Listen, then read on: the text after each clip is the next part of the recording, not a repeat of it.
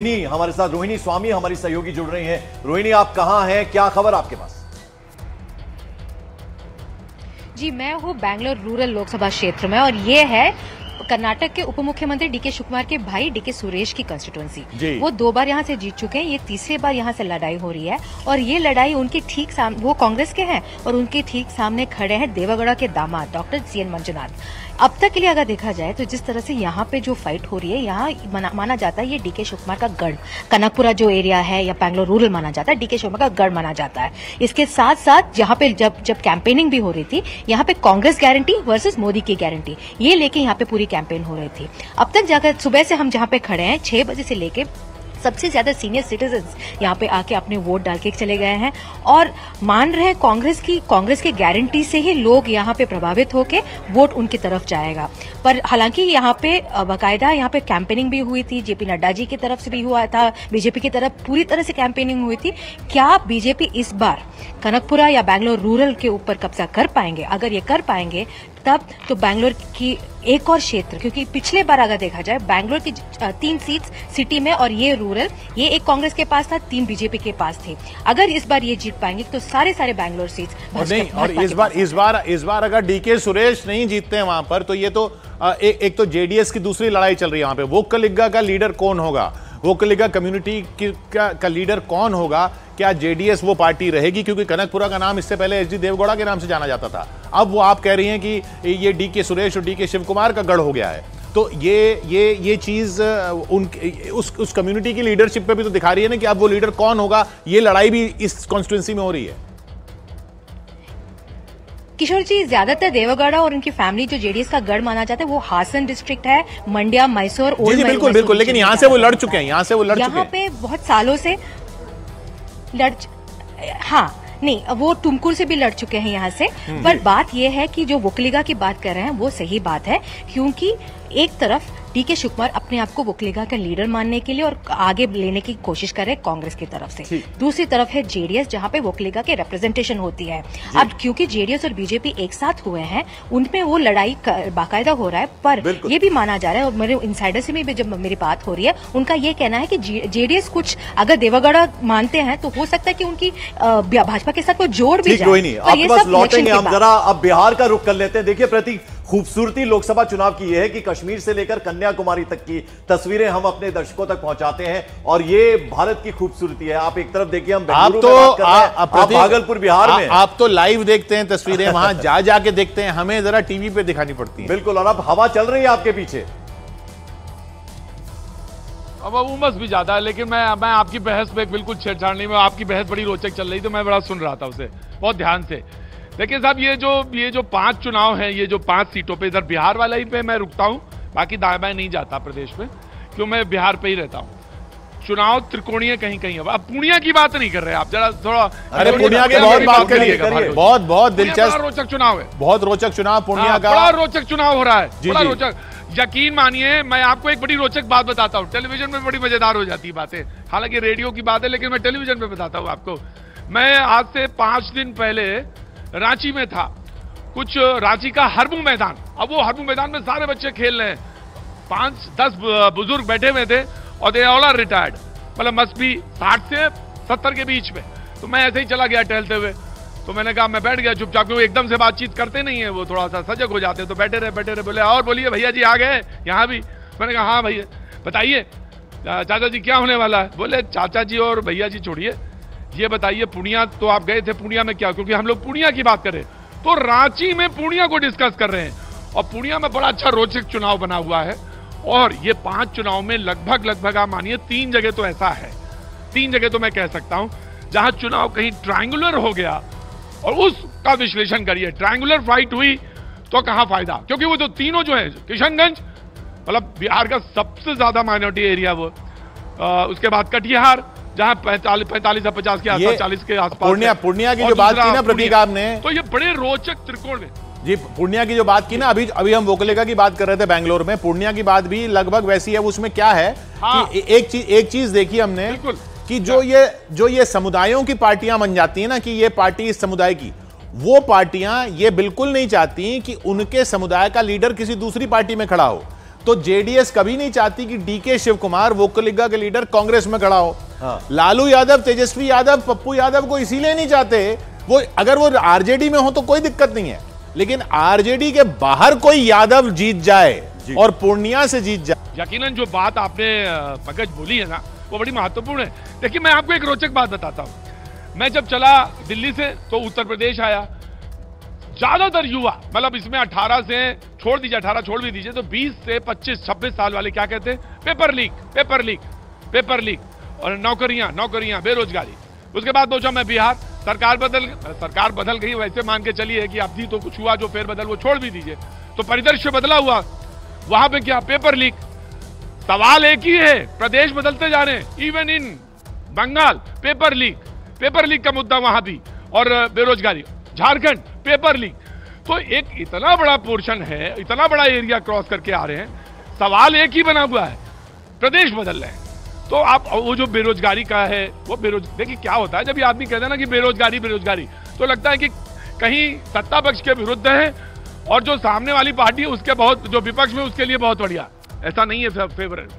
लोग पलट के पूछते हैं जी कि साहब आपके पास क्या रोड मैप है, आपके पास क्या प्लानिंग है, अगर आप सत्ता में आए तो फिर क्या होगा, क्या ये पेपर लीक रुकेंगे, क्या इसके लिए? तो जो इस चुनाव के बाद कोई भी सरकार बने या सत्ता में आए, इसको एड्रेस करना बहुत बड़ी बात होगी और इसको नेशनल लेवल पे कहीं ना कहीं ट्रीट करने की जरूरत है। ठीक प्रतीक, बहुत बहुत शुक्रिया आपका हमारे साथ जुड़ने के लिए। अब जरा रुक करते हैं फिर से पश्चिम बंगाल का, बड़ी खबर है वहां से। जी हाँ, वही बालूर घाट में जो बड़ी खबर आ रही थी वही, वहां पर हिंसा हुई है। बीजेपी ने टीएमसी कार्यकर्ताओं पर मारपीट का आरोप लगाया है। बंगाल बीजेपी अध्यक्ष सुकांत मजूमदार की इस दौरान पुलिस वालों के साथ झड़प भी हुई है। बीजेपी का आरोप है कि बालूर घाट में बीजेपी समर्थकों को वोट डालने से रोका जा रहा है।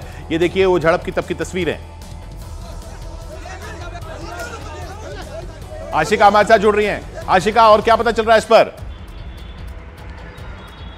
देखिए जानकारी जो मिल रही है, वहां पर सुकांत मजूमदार पहुंचे थे, जहां उनका ये आरोप है कि बड़ी संख्या में टीएमसी के कार्यकर्ता मौजूद थे जो कि बूथ कैप्चरिंग की कोशिश कर रहे थे। ऐसा आरोप सुकांत लगा रहे हैं। आरोप ये भी लगा रहे हैं कि बीजेपी का जो एजेंट था उसकी पिटाई भी कर दी। इसी वजह से जो टीएमसी के कार्यकर्ता, उनके साथ बहस शुरू हो गई। काफी देर तक ये बहस चलती रही। पुलिस ने बीच बचाव किया। आरोप पुलिस पर भी ये लगाया कि उनको अंदर जाने नहीं दिया। किशोर, आशिका रोग्राम को उधर से तस्वीरें देखिए। आकाश आनंद और आनंद सिंह, मायावती के भाई और उनके भांजे वहां पर वो वोट देने आ रहे थे। वो तस्वीर हमने देखी गौतम बुद्ध नगर में। वो अपने आप में खुद रवि बुला रहे हैं, बड़ा फैक्टर बन चुके हैं। इधर रवि कोटा में प्रहलाद गुंजल जी के साथ मौजूद हैं। हाँ, किशोर, प्रहलाद गुंजल जी हैं और कांग्रेस के उम्मीदवार हैं कोटा से। प्रहलाद जी, क्या उम्मीद लग रही है कोटा में? जीतेंगे हम। मतदाता ने बहुत स्पष्ट मन बना रखा है इस बार। कोटा बूंदी लोकसभा क्षेत्र से कांग्रेस पार्टी जीतेगी, प्रहलाद गुंजल चुनाव जीतेगा। ये अब हवा का रूप 2 दिन 4 दिन पहले घूम लेते तो आपको लग जाता, आप ही कह देते हैं। अच्छा, आप खुद बीजेपी में रहे हैं, क्या कांग्रेस के जो कार्यकर्ता एक्टिव है, सपोर्ट में है, वो नजर आ रहा है? बेसिकली बीजेपी और कांग्रेस का सवाल नहीं है। सवाल लीडर का कैरेक्टर क्या है, समाज की धारणा उसके बारे में क्या है। लाख लोग मेरी बुराई करते हों, लेकिन जैसा मेरा खुली किताब की तरह जीवन है, अपने लोगों के लिए जीना मरना, जिसका भरोसा उसके लिए स्वयं को दांव पे लगा लेना, भरोसा नहीं टूटने देना। मैं तो कांग्रेस में गया तो वहाँ का तो स्पार्क हो गया कार्यकर्ता। हमको कोई ठीक सा आदमी मिल गया है, तो उसने जो दहाड़ मारी है मेरे जाते ही पहले, तो बीजेपी को तो हौसले पस्त हो गए। अच्छा, कहीं नहीं है बिरला जी का। आपके पुराने बीजेपी के कार्यकर्ता और साथी सब मेरे साथ, वो भी साथ। बिरला का कहीं नहीं है, बिल्कुल जीत के प्रति आशा। उधर आकाश आनंद को सुन लेते हैं। आकाश आनंद, लिए शिक्षा बहुत बड़ा मुद्दा है, तो हम 3-4 मुद्दों को लेके मैदान में हैं और इस बार हमें नहीं लगता कि वो दूसरी पार्टियों का भी वही अलाइनमेंट है इन मुद्दों पे। ऐसी भी बातें आ रही हैं कि आप लोग बीजेपी के साथ मिल सकते हैं? नहीं, ऐसा कोई नहीं है कि बीजेपी के साथ मिल सकते हैं। देखिए जो रिजल्ट आता है हम बाद में देखेंगे कि कैसे बहन जी जो कॉल लेंगी, पोस्ट अलायंसेस क्या रहेगा। बहुत देर से हम राहुल गांधी की कॉन्स्टिट्यूएंसी है वायनाड, वहां नहीं गए हैं। अरुण सिंह हमारे साथ जुड़े हुए हैं। अरुण, अगर मेरी आवाज आपको मिल रही है, 3.25 घंटे का वक्त हो चुका है और वोटिंग काफी देर तक रुकी रही थी, फिर शुरू हो गई। ट्रायंगुलर इस बार मुकाबला है और राहुल गांधी को एक तरह से टक्कर देने की कोशिश है बीजेपी की तरफ से। तो क्या अभी इस वक्त चल रहा है?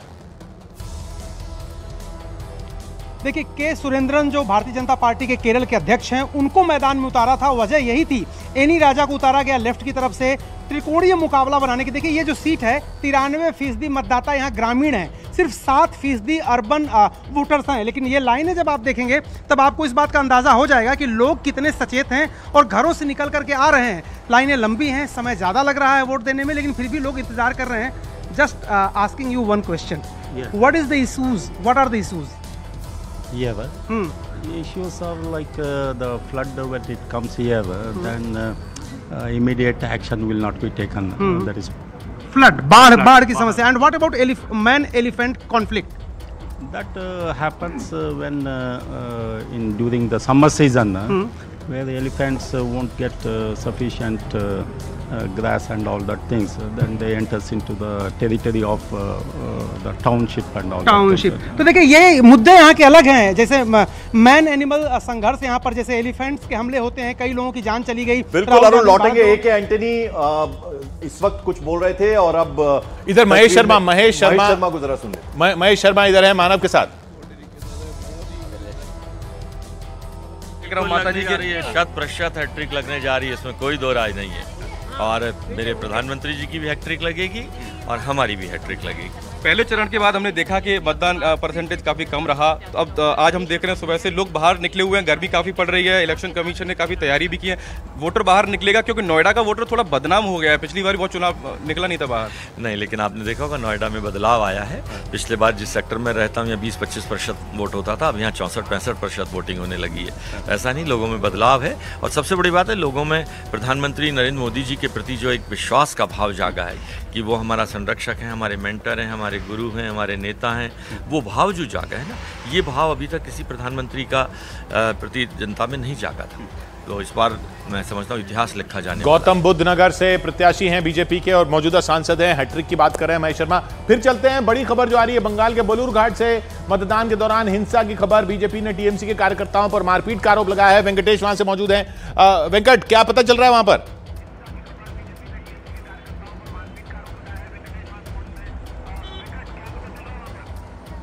देखिए, बालूरघाट लोकसभा क्षेत्र में सुबह से वोट हो रहा है, लेकिन वहाँ पर जो बीजेपी का कैंडिडेट है सुकांतो मजुमदार, उनका पास खबर आया कि वहाँ पर झमेला हो रहा था, बीजेपी कर्मी लोग का ऊपर हमला हो रहा था।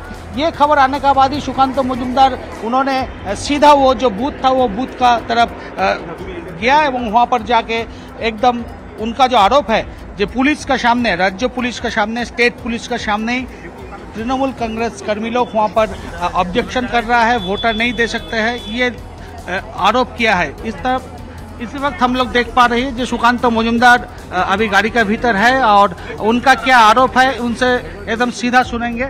क्या आरोप है? डर के मारे ही कर रहे हैं, क्यों हार तो निश्चित है, हार तो निश्चित है, इसीलिए ऐसे कर रहे हैं। तो आपने पुलिस का भूमिका पूरी तरीके से खराब है, बहुत ही गड़बड़ भूमिका है। पुलिस खुद 100 मीटर टीएमसी के गुंड्स के साथ बैठी हुई है। मतलब क्या वजह है? क्योंकि अभी तो पुलिस इलेक्शन कमीशन के अंदर है, लेकिन फिर भी उन लोगों का ये देखिए, जब तक 1-2 सस्पेंड नहीं होगा डर नहीं आएगा। 2 सस्पेंड हुए हैं, अभी और भी 2-4 एसपी आईसी सस्पेंड होना चाहिए, तब जाके इसको इन लोगों को होश आएगा। क्या आरोप आपके पास आया था ये? चलिए रोक रहा हूं मैं आपको उधर। योगी आदित्यनाथ क्या बोल रहे हैं दूसरे फेज पर, सुनते हैं।